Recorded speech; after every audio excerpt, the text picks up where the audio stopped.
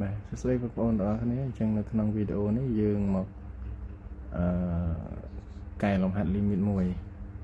ដែលលំហាត់ limit របស់យើងនេះគឺជាប្រភេទលំហាត់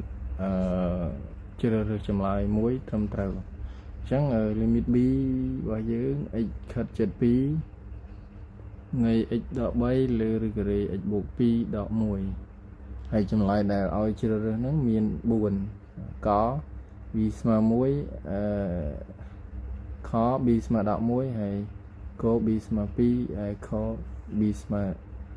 12អញ្ចឹងបងប្អូនអរគ្នាសាគិតទៅមើលលំហាត់របស់យើងនឹងមើលតើចម្លើយទាំង4ហ្នឹងចម្លើយមួយណាជាចម្លើយត្រឹមត្រូវពិតប្រាកដ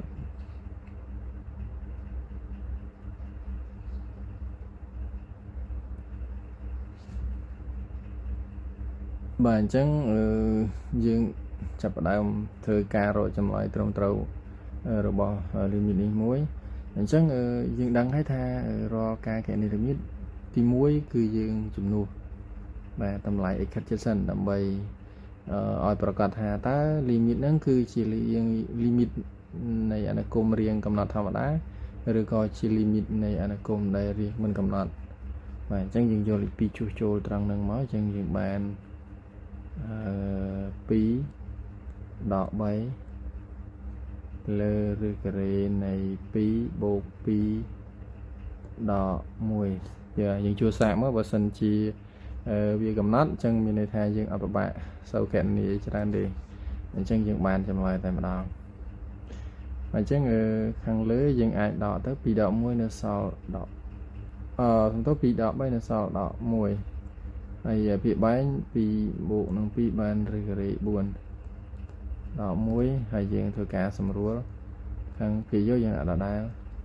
ហើយភាគបែងយើងបានឬការ៉េនៃ4ស្មើនឹង2ដកនឹង1អញ្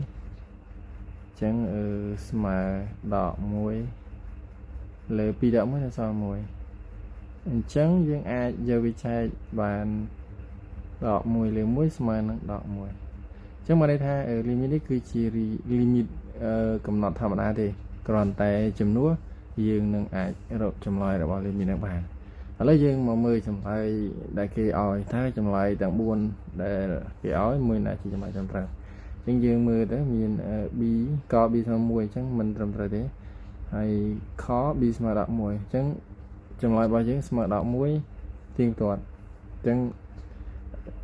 ចម្លើយដែលត្រឹមត្រូវនៅក្នុងលំហាត់របស់យើងនេះគឺជាចម្លើយ